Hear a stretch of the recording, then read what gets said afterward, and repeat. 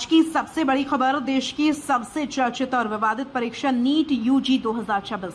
और अब इस मामले में ऐसा मोड़ आया है जिसने पूरे देश को झकझोर दिया है, क्योंकि अब सिर्फ पेपर लीक की बात नहीं हो रही, अब सवाल उठ रहे हैं क्या इस पूरे खेल में बड़े लोगों को बचाया जा रहा है। जी हां, जब नीट पेपर लीक मामले के आरोपियों को मुंबई से दिल्ली लाया जा रहा था, तभी कैमरों के सामने कुछ ऐसा हुआ जिसने इस केस को और ज्यादा रहस्यमय बना दिया।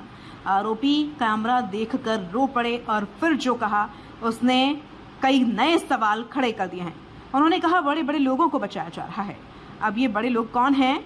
क्या इस घोटाले की जड़ें सिस्टम के अंदर तक पहुंच चुकी हैं? क्या केवल छोटे आरोपी गिरफ्तार हो रहे हैं और असली मास्टरमाइंड अब भी बाहर हैं? आज के इस वीडियो में हम आपको बताएंगे आखिर क्या है पूरा मामला और कौन है आरोपी। सीबीआई को अब किस पर शक है, एनटीए क्यों घेरे में है और आखिर लाखों छात्रों का भविष्य अब किस मोड़ पर खड़ा है।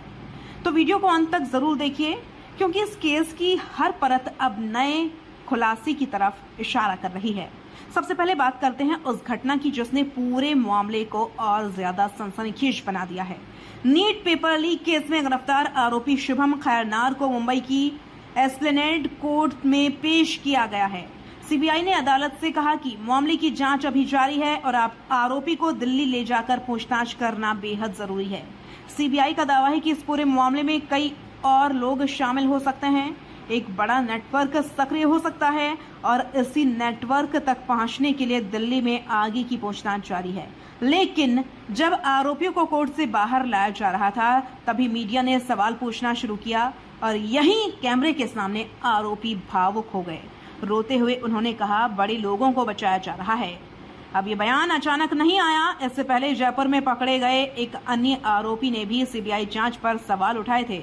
उसने भी इशारों में कहा था कि असली लोग अभी तक गिरफ्त से बाहर हैं। यानी अब सवाल सिर्फ पेपर लीक का नहीं बल्कि जांच की दिशा और पारदर्शिता पर भी उठने लगे हैं। अब समझते हैं कि आखिर सीबीआई को शक किस बात का है।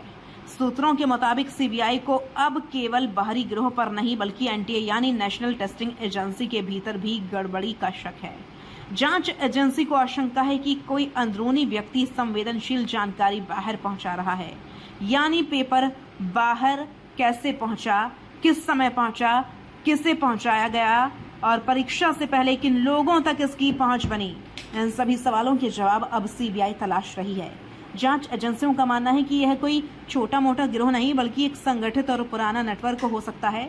सबसे चौंकाने वाली बात यह है कि जांच एजेंसियां अब पिछले साल की जांच पर भी सवाल उठा रही हैं।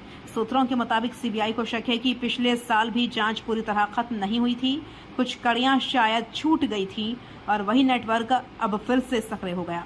अब सवाल यह है कि आखिर इस पूरे मामले में छात्रों का क्या होगा। देश भर में लाखों छात्र नीट परीक्षा की तैयारी महीनों नहीं बल्कि वर्षों से करते थे।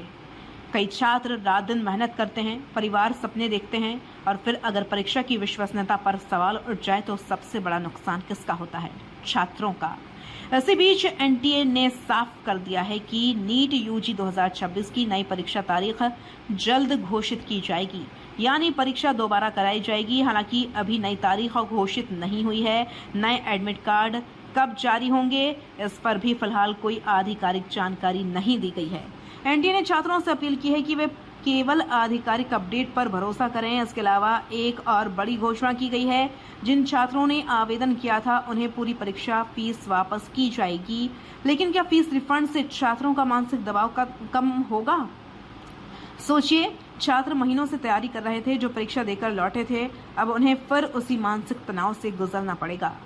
अब बात करते हैं इस केस के राजनीतिक और सामाजिक असर की। राजस्थान के पूर्व मुख्यमंत्री ने भी इस मामले पर सवाल उठाए हैं। उन्होंने जांच की पारदर्शिता को लेकर चिंता जताई। विपक्ष लगातार सरकार और एजेंसियों से पूछ रहा है, अगर इतने बड़े स्तर पर पेपर लीक हुआ तो जिम्मेदार कौन है? क्या केवल कुछ बिचौलिए पकड़े जाने से मामला खत्म हो जाएगा या फिर इस बार जांच सच में उन बड़े नामों तक पहुंचेगी जिनका आरोपियों ने जिक्र किया है? अब जरा सोचिए, अगर देश की सबसे बड़ी मेडिकल प्रवेश परीक्षा पर सवाल उठते हैं तो उसका असर सिर्फ एक परीक्षा तक सीमित नहीं रहता, इससे पूरे सिस्टम पर भरोसा प्रभावित होता है। एक तरफ छात्र मेहनत करते हैं, दूसरी तरफ अगर पेपर लीक माफिया सक्रिय हों तो ईमानदारी से परीक्षा देने वाले लाखों युवाओं का मनोबल टूटता है। यही वजह है कि इस केस को केंद्र सरकार ने बेहद गंभीरता से लिया है और पूरी जांच सीबीआई को सौंप दी गई है। अब देखना होगा कि क्या सीबीआई इस पूरे नेटवर्क का पर्दाफाश कर पाएगी। क्या सच में कोई बड़ा नाम सामने आएगा? क्या एनटीए के अंदर किसी की भूमिका साबित होगी? और सबसे बड़ा सवाल, क्या छात्रों का टूटा भरोसा वापस लौट पाएगा? फिलहाल इस केस में हर दिन नए खुलासे हो रहे हैं। सीबीआई कई राज्यों में लगातार छापेमारी और पूछताछ कर रही है और माना जा रहा है कि आने वाले दिनों में इस मामले में और भी बड़े नाम सामने आ सकते हैं।